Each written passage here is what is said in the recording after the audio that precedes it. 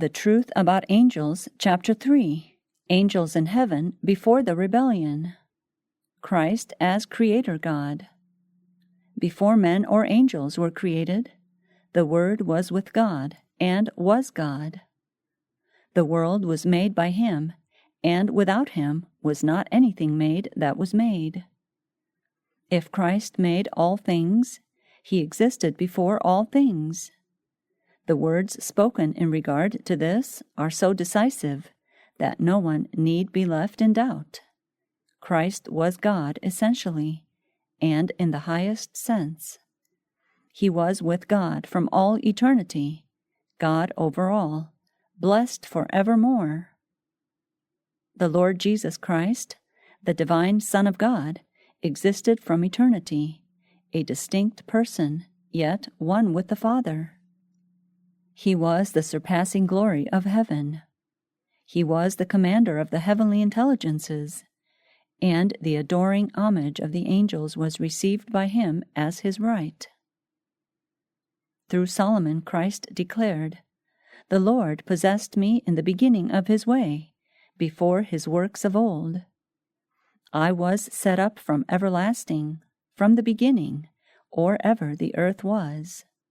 When He gave to the sea His decree, that the waters should not pass His commandment, when He appointed the foundations of the earth, then I was by Him, as one brought up with Him, and I was daily His delight, rejoicing always before Him." In speaking of His pre-existence, Christ carries the mind back through dateless ages. He assures us that there never was a time when He was not in close fellowship with the eternal God. He had been with God as one brought up with Him. What is the work of angels in comparison with Christ's condescension?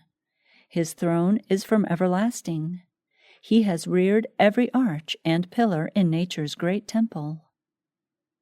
Christ the Word, the only begotten of God, was one with the eternal Father, one in nature, in character, and in purpose, the only being in all the universe that could enter into all the counsels and purposes of God.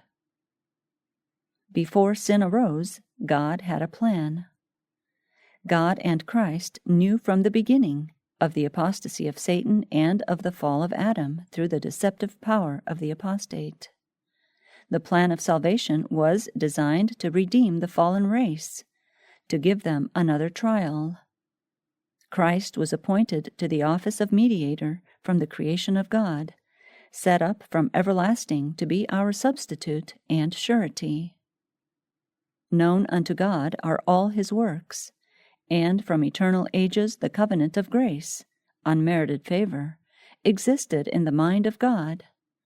It is called the everlasting covenant, for the plan of salvation was not conceived after the fall of man, but it was that which was kept in silence through times eternal, but now is manifested, and by the scriptures of the prophets, according to the commandment of the eternal God, is made known unto all the nations unto obedience of faith. The plan for our redemption was not an afterthought, a plan formulated after the fall of Adam. It was a revelation of the mystery which hath been kept in silence through times eternal. It was an unfolding of the principles that from eternal ages have been the foundation of God's throne. God did not ordain that sin should exist, but He foresaw its existence, and made provision to meet the terrible emergency. Creation of the angels. The Father wrought by His Son in the creation of all heavenly beings.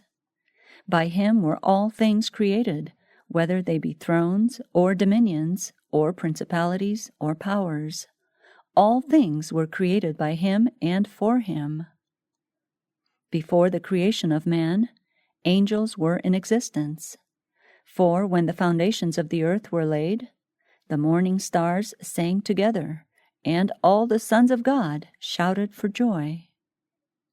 After the fall of man, angels were sent to guard the tree of life, and this before a human being had died. Angels are in nature superior to men, for the psalmist says that man was made a little lower than the angels.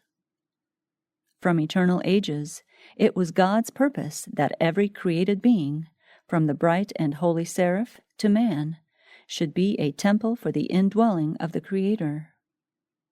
All created beings live by the will and power of God. They are dependent recipients of the life of God. From the highest seraph to the humblest animate being, all are replenished from the source of life.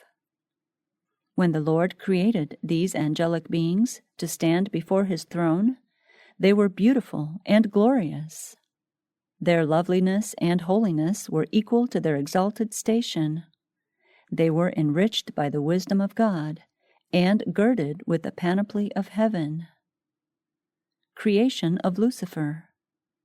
God made him, Lucifer, good and beautiful, as near as possible like Himself.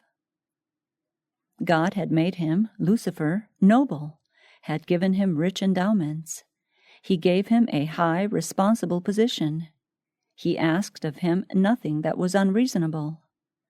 He was to administer the trust given him of God in a spirit of meekness and devotion, seeking to promote the glory of God, who had given him glory and beauty and loveliness. Though God had created Lucifer noble and beautiful, and had exalted him to high honor among the angelic host, yet He had not placed him beyond the possibility of evil. It was in Satan's power, did he choose to do so, to pervert these gifts. Ellen White sometimes used prolepsis, i.e., speaking of something in the future, as if it had already happened. Here she referred to Lucifer as Satan, even though he had not yet rebelled. Since she used the two names, Lucifer and Satan, without making a distinction between them, this compilation has followed her usage. Lucifer's high position. Lucifer in heaven, before his rebellion, was a high and exalted angel, next in honor to God's dear Son. His countenance, like those of the other angels, was mild and expressive of happiness. His forehead was high and broad, showing a powerful intellect. His form was perfect, his bearing noble and majestic. A special light beamed in his countenance, and shone around him brighter and more beautiful than around the other angels. Yet Christ, God's dear Son, had the preeminence over all the angelic host. He was one with the Father before the angels were created. Lucifer was the covering cherub, the most exalted of the heavenly created beings. He stood nearest the throne of God, and was most closely connected and identified with the administration of God's government, most richly endowed with the glory of His majesty and power.